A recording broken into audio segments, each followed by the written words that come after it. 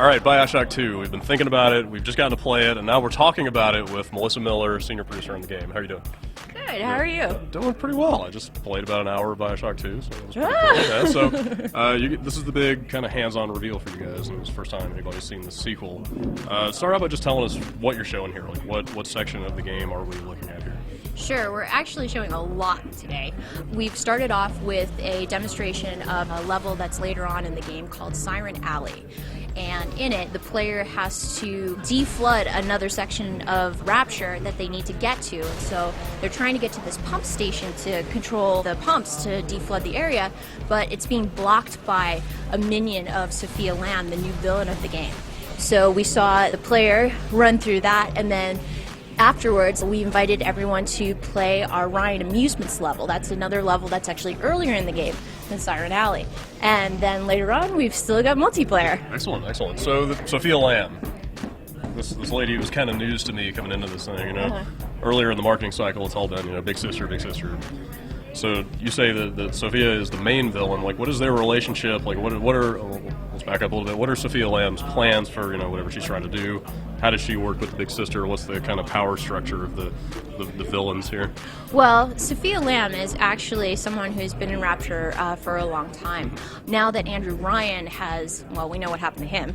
Now that he's gone, she's actually risen and kind of filled that power vacuum. But her ideas are actually in complete opposition to what Ryan was trying to accomplish with Rapture. And so now that he's gone, she's been able to really take over the city and start pushing her ideas on the population that's left. And so the big sisters are actually her minions. They're her most powerful minions, and she's trying to collect all the Atom in Rapture. And so when anyone deals with a little sister and takes her Atom, the big sisters come to get it back. So there's more than one big sister, though. Yes. That's also news to me. Interesting. How many are? I mean, are you going to be dealing with them throughout the game? Is there like an unlimited supply? Yes, there are many big sisters that Making you'll your life encounter. hell, then. Okay, cool. You guys had like this blueprint that the first BioShock laid down in terms of the combat variety. You know, the world of Rapture, the Art Deco kind of design stuff. I mean, you had all these really distinctive elements. What was like the one thing you guys went into the sequel thinking, all right, we can really do that better, we really want to amp that up? Like, what's the one thing that people should look for coming from the first game? Well, I mean, there's a lot of things. Just in the combat, of course, like true dual wield is a huge thing. But I think the biggest thing right off the bat that's going to be apparent to characters is playing as a big daddy, because that's something, you know, that we looked at and thought, wow, we could really execute better on this in a more powerful way. And so playing as a prototype big daddy, I mean, that's just something that's really interesting, because it also gives you a new perspective on Rapture.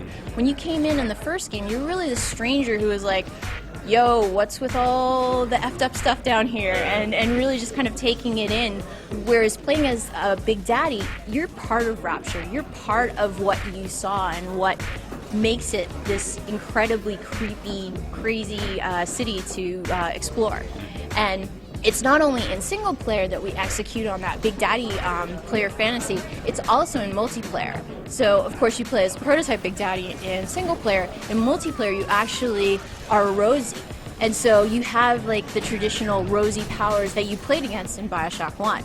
So it's actually a really cool thing that we give that both of those experiences across the game. Right. So speaking of Big Daddies, testing my memory here, you have at least one new one in the demo that I saw, and I want to say it's Rumbler? Yes. Rumbler. All right. So is that the only new Big Daddy we can look for, or is there going to be like a whole new sort of ecosystem of those guys? What should we expect in that? Well, I can talk about the Rumbler since All right. Well, then what's that guy about then? Well, the Rumbler, he's actually really cool, because of course, you know, with Rosie, you've got kind of a projectile opponent, and with the bouncer, he gets right up in your face and drills dashes you and so forth.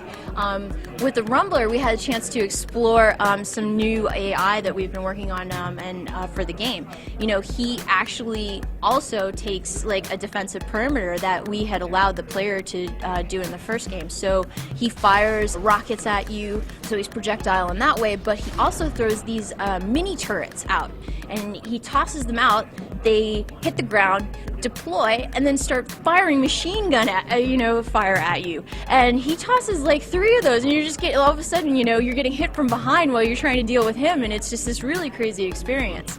But then it gives you a lot of new opportunities, because when he does that, you can use your security beacon plasmid to turn his own turrets against him.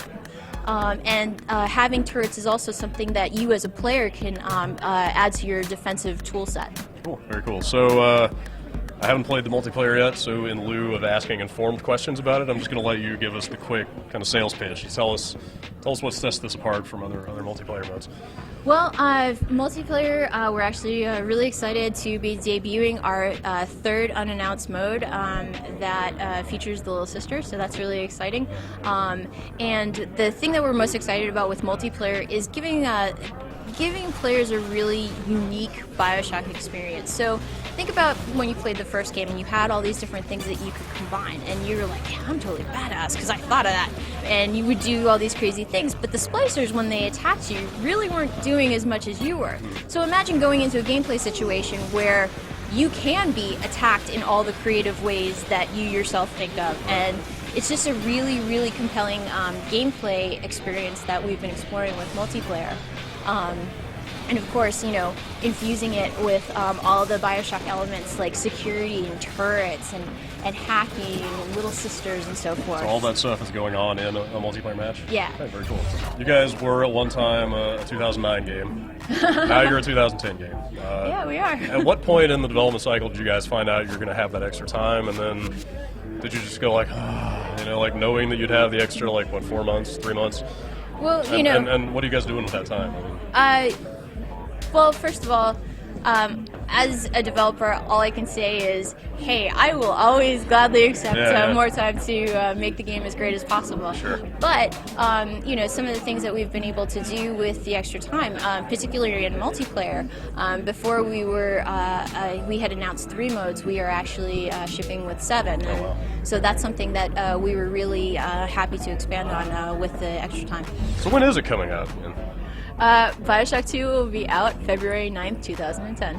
Oh, actually, you know what? While you're here, the platforms. Is this obviously Xbox and PS3? Are you still doing a PC version? Yeah, we are shipping simultaneously for Xbox 360, PS3, and PC. Very nice. Just like a pro. All right. Thanks a lot. Thanks. The guy is a killer, folks. A killer.